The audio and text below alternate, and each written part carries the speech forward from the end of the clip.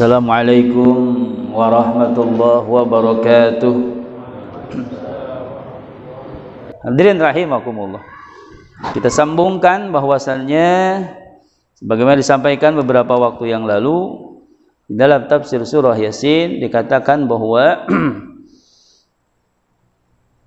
wahtilafu alsinatikum wa alwanikum inna fi dzalika ayati lil alamin.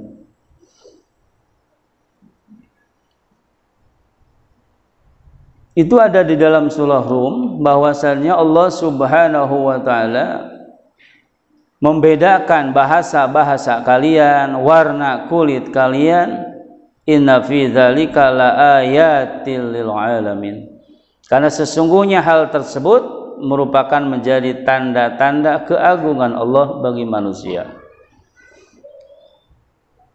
Luar biasa ya. Bahasanya banyak, berbeda-beda. Ini kita yang hadir nggak ada yang sama. Yang kembar sekalipun, kembar identik tetap ada bedanya. Betul Pak ya? Ini bagian daripada kekuasaan Allah Subhanahu wa ta'ala. Bukan berarti Allah tidak bisa membuat sesuatu yang sama. Bisa Allah. Cuma ini Allah sedang menunjukkan di antara sebagian. Kan ini ayat sebagian. Tanda-tanda kekuasaan Allah adalah Allah Subhanahu wa taala menciptakan beda bahasanya, kemudian beda juga warna kulitnya. Kita mungkin kalau di Afrika jelek, Pak.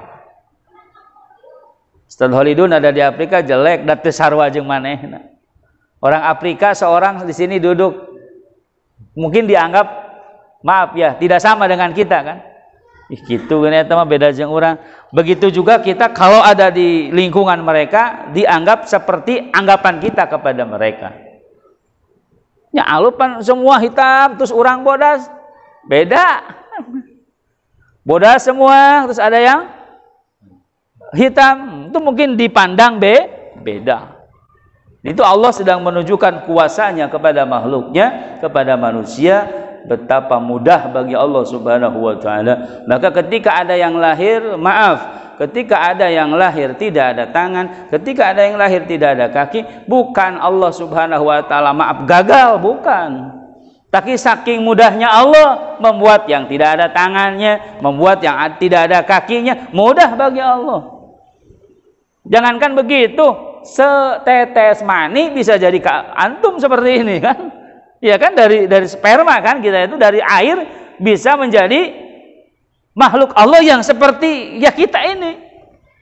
Apalagi nanti membangkitkan, ini yang tidak mempercayai ke hari kebangkitan itu aneh. Kenapa aneh? Allah dari sperma saja bisa menjadikan kita seperti ini, apalagi yang tadi sudah diciptakan sama Allah kemudian Allah bangkitkan. Itu mudah bagi Allah Subhanahu wa taala. Maka ini adalah tanda-tanda kekuasaan untuk Allah Subhanahu wa taala untuk manusia. Ay khalaqallahu taala al-khalqa zaujan. Bahwa sesungguhnya Allah menciptakan makhluk zaujan itu berpasang-pasangan, lapar dan tidak satu-satu, tidak tunggal, ada pasangannya. Khalaqas sama zaujan ma'al ardi. Allah menciptakan langit berpasangan dengan bumi. Kemudian wa khalaqal jannata zaujan ma'an nari.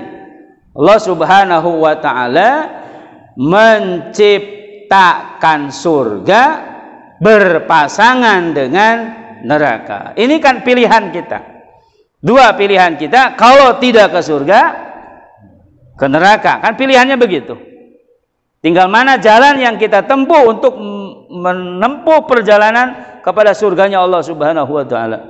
Sebagaimana disampaikan oleh Imam Ali bahwa ketika seseorang berada dalam perjalanan menuntut ilmu, maka dia sedang menuju surga. Jadi berarti satu-satunya jalan mencari ilmu. Sholat ketemunya di mana, Pak? Di majelis ilmu kan? Betul, Pak? Iya. Di majelis ilmu. Ibadah apapun itu adanya di majelis ilmu. Maka benar yang dikatakan oleh Al-Imam Ali. Maka kecelakaan ketika seseorang tidak ada di majelis ilmu, Pak. Kaif, bagaimana dia akan bisa menjalani hidup dengan sesuai dengan tuntunan Allah dan Rasulullah Shallallahu Alaihi Wasallam. Maka ini penting menjadi pegangan bagi kita semua.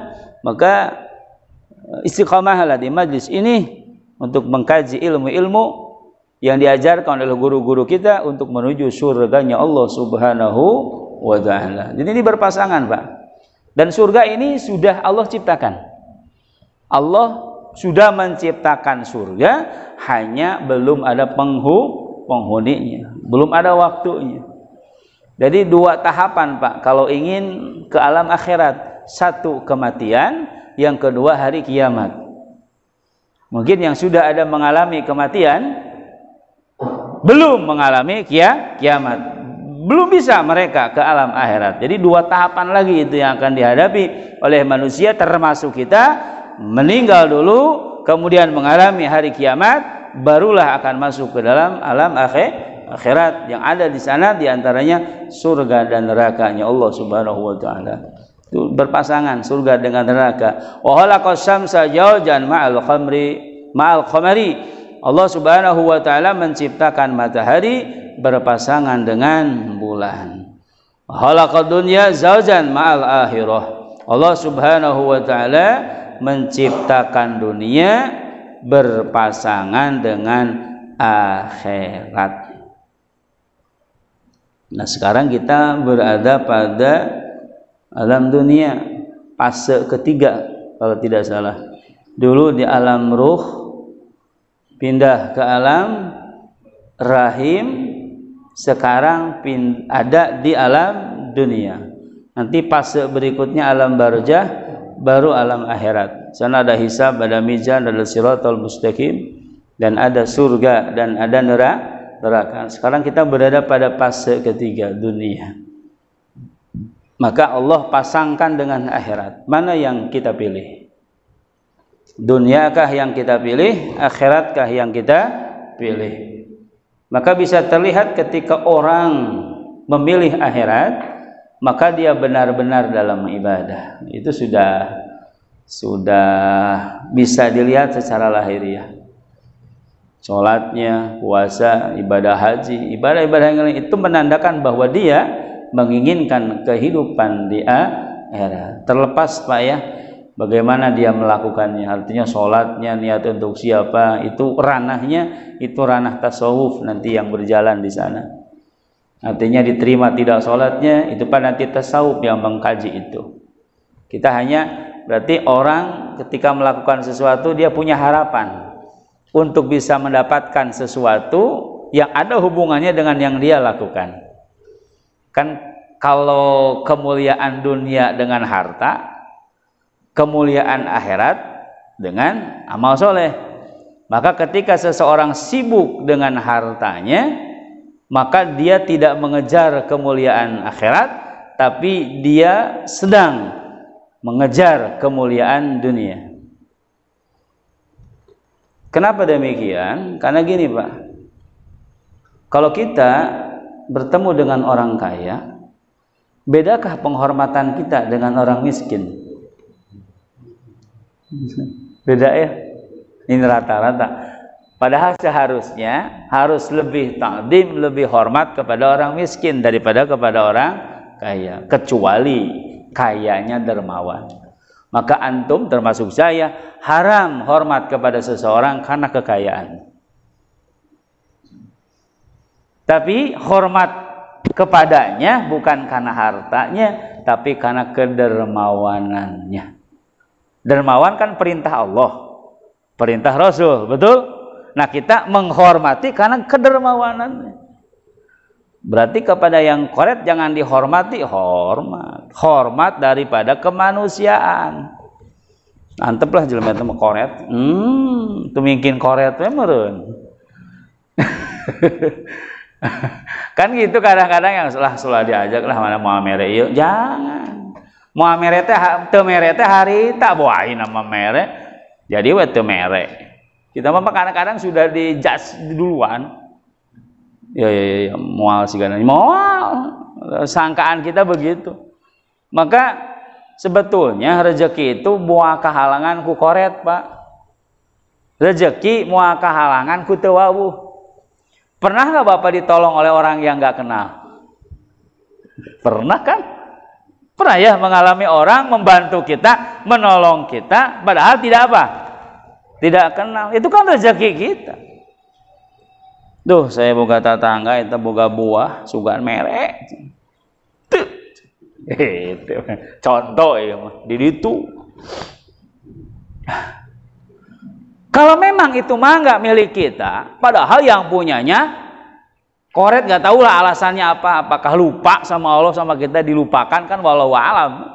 Nek mere apakah jadi terjadi ada hal lain kan walau alam. Kita nggak boleh lah nyangka yang nggak baik. Dia kasih sama orang, katakanlah dia kasih sama si A, mangga itu dikasih sama si A, berpindah kepemilikan ke si A, betul? Ngasihnya banyak. Pas lewat, kita misal kita lagi duduk, itu yang dikasih orang baik. Coba antum bisa menilai, apa yang dilakukan oleh si A? Iya, pasti dikasih. Betul nggak? Iya kan? Dibagi dua lah, orang banyak, kok mangga segini banyaknya mau dimakan gimana? Dia bilang udahlah kasih buat antum, dikasih sama yang tadi yang berpikir dia tidak akan memakan mangga tetangganya.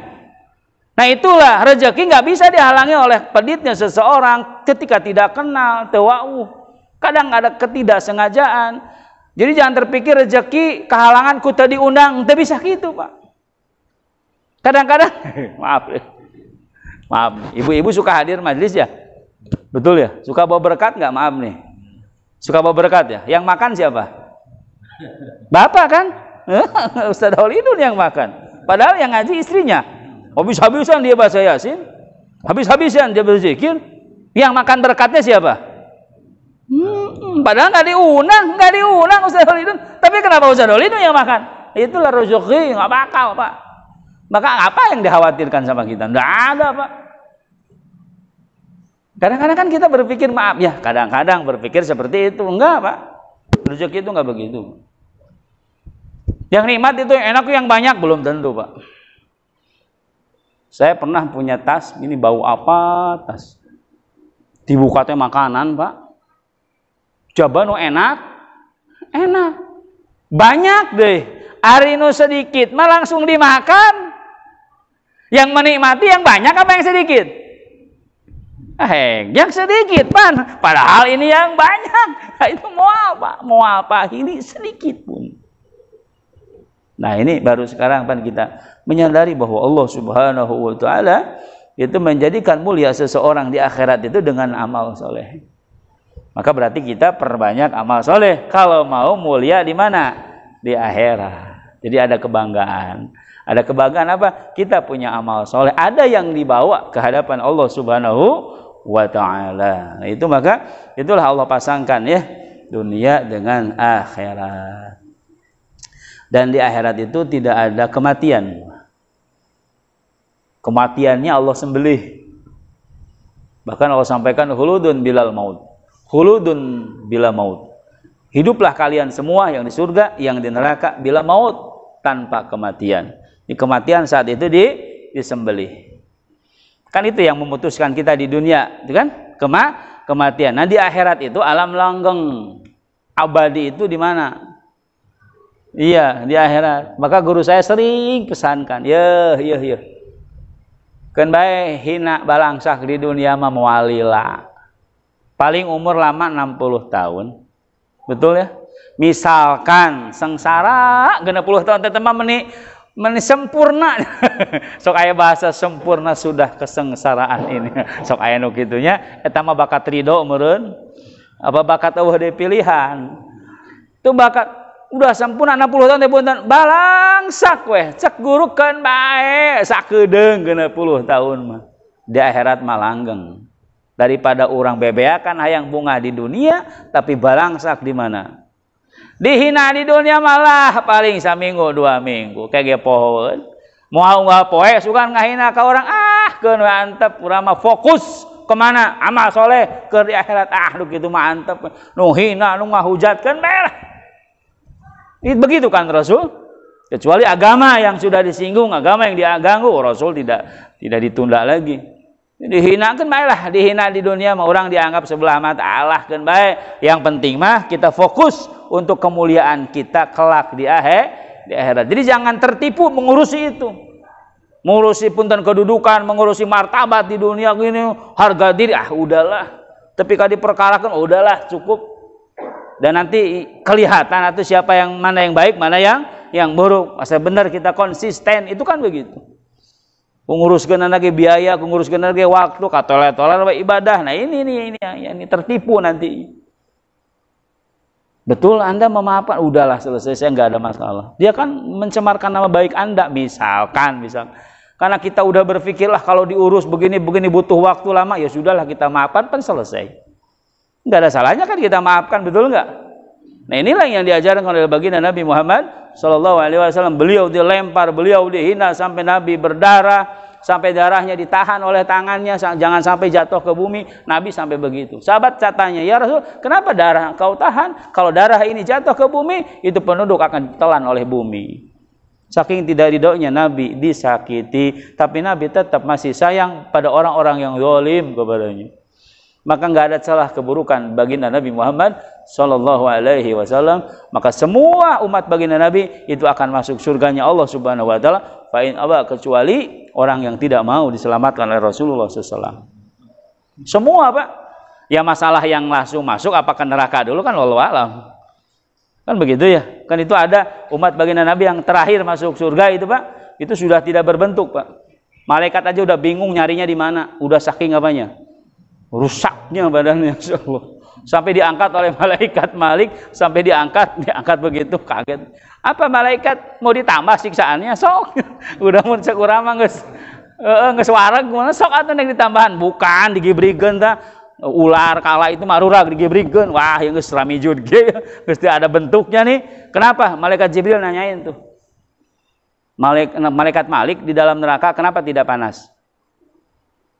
Kan tempat panas neraka itu. Karena ada dalam ridho Allah. Satu itu.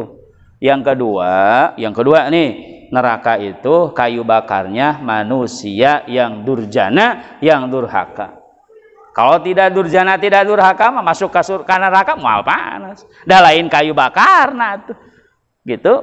Ini kayu bakar nanti manusia yang punya dosa sama Allah, langsung hari takane asak. Itu diangkat, dimandikan oleh Rasulullah SAW. Itu Nabi pengen semua umatnya masuk surganya Allah Subhanahu wa Ta'ala. Hadirin rahimakumullah, perbanyak amal soleh agar kita mulia di akhirat.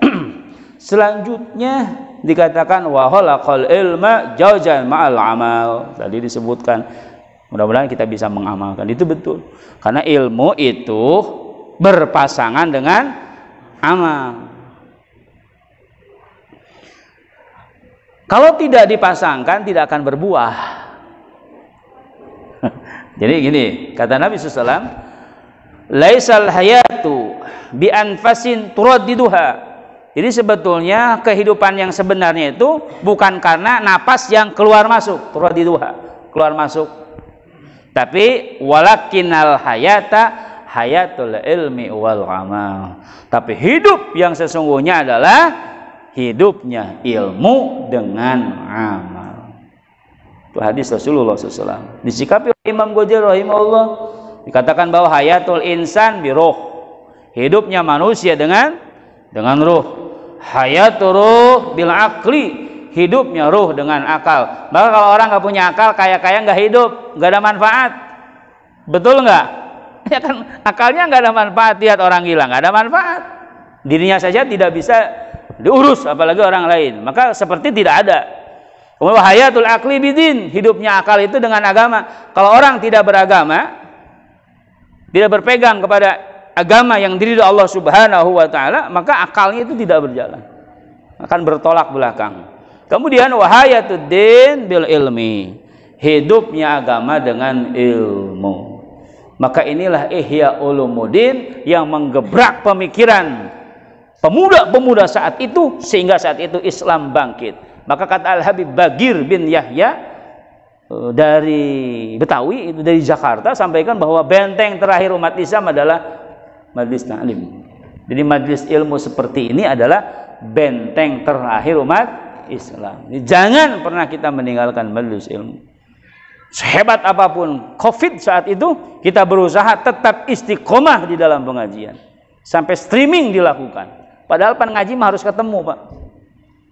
Kekeh liko harus ketemu. Tapi kan kondisinya seperti itu. Jangan sampai betul-betul ditinggalkan semuanya. Ada streaming, kemudian macam-macam upaya agar ilmu tetap sampai. Kenapa? Karena agama tanpa ilmu maka akan hancur. Tidak akan hidup agama tanpa ilmu. Banyak hal-hal yang merusak tatanan hidup manusia sebab mereka tidak ada ilmunya. Hadirin rahimakumullah, wa hayatul ilmi bil amal. Hidupnya ilmu itu dengan amal. Kenapa Pak suka lupa? Kenapa suka lupa? Karena tidak diamalkan. Betul ya?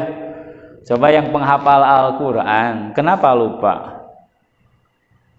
Karena nggak diamalkan. Ini sebetulnya tanggung jawab besar, Pak. Penghafal Al-Quran itu nggak boleh berhenti hafalannya. Bahkan kalau penghafal Al-Quran di depan, baca suratnya panjang, maklumi Pak, dia sedang menghidupkan apanya? Hafalannya di dalam dirinya. Karena kita mah nih, baca Al-Quran, ketika tidak mengamalkan, itu Quran marah Pak, melaknat. Kalau kita bohong, kita maksiat, itu Quran marah. Marah kenapa? Ongkoh sok maca Al-Quran, tapi kunaon kalakuan beda jeung Quran. Tapi lebih marah lagi ketika Al-Quran berada di dalam hati dan pikirannya, artinya penghafal Al-Quran. Itu lebih marah lagi. Untuk apa kalian simpan di dalam hatimu, di dalam pikiranmu, tapi amalmu bertolak belakang dengan apa yang ada di dalam hafalanmu, yaitu Al-Quran. Maka sadarlah kita semua, perbaikilah hidup kita. Jangan sembarangan kita melanggar aturan Allah Subhanahu wa Ta'ala. Karena Quran, bagaimana mau bisa ngasih syafaat nanti di yaumul qiyamah ketika kita membaca Al-Quran, kemudian kita tidak mengindahkannya, tidak mengamalkannya. Bagaimana cara kita mengamalkan Al-Quran? Tadi Pak, tidak lain kita duduk di majelis ilmu. Mungkin antum di majelis ini berbagai kajian ilmu dibahas di sini. Itu adalah mengamalkan Al-Quran. Antum di sini bukan berarti tidak membaca Al-Quran. Bahkan antum duduk di sini adalah sedang mengamalkan Al-Quran. Fas'alu ahla dzikri in kuntum la ta'lamun. Apabila kamu tidak tahu, kata Allah, tanyakan kepada yang paham, yang mengerti. Di mana itu? Di majelis ilmu. Insyaallah, antum ini orang-orang mulia di sisi Allah Subhanahu wa Ta'ala. Kemudian yang selanjutnya sedikit lagi, wa khalaqal insana zawjan rijalan wa nisaan. Allah Subhanahu wa Ta'ala menciptakan manusia berpasangan, ada laki-laki, ada perempuan. Wa khalaqas syita'a zawjan lisayf. Kemudian Allah Subhanahu wa Ta'ala menciptakan dingin berpasangan dengan panas. Fa khaliqu hadhil asya'i al-madhkurati. Ini nih Pak. Ini maksudnya bahwa Allah menciptakan berbagai macam hal yang tadi disebutkan, madhkura munazzahun aniz zaujati. Allah Subhanahu wa Ta'ala dibersihkan daripada beristri. Allah itu kan wahid, tunggal. Allah tidak dipasangkan seperti yang lainnya. Jadi di sini adalah dimaksudkan bahwa Allah Subhanahu wa Ta'ala adalah Maha Esa. Fardhan, Allah itu sendiri dalam arti tidak membutuhkan kepada selain Allah Subhanahu wa Ta'ala. Kemudian wal walidi, Allah tidak beranak. Wal syariki, Allah tidak bersekutu. Allah tidak butuh sekutu. Laisa kamitsli syai'un, tidak ada sesuatu yang seperti Allah Subhanahu wa Ta'ala fil ardi, di muka bumi, wala fis sama, dan juga tidak di langit. Artinya Allah berbeda dengan makhluknya. Tidak ada titik sama antara Allah dengan makhluk. Tidak ada titik sama antara makhluk dengan Allah Subhanahu wa Ta'ala. Wa dzakara fi tafsil akhar, wallahu a'lam bissawab. Alhamdulillah, sudah hadirin sampaikan pada kesempatan kali ini. Mudah-mudahan Allah Subhanahu wa Ta'ala senantiasa menjaga lahir dan batin kita untuk senantiasa istiqomah dalam ketaatan Allah kepada Allah Subhanahu wa taala. Jangan berhenti berusaha, berharap dan meminta kepada Allah Subhanahu wa taala agar kita senantiasa berada dalam ketaatan kepada Allah Subhanahu wa taala. Amin ya rabbal alamin. Saja hadirin, mudah-mudahan manfaat.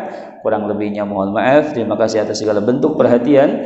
Wabillahi taufiq wal hidayah. Wassalamualaikum warahmatullahi wabarakatuh. Syukran Ustaz.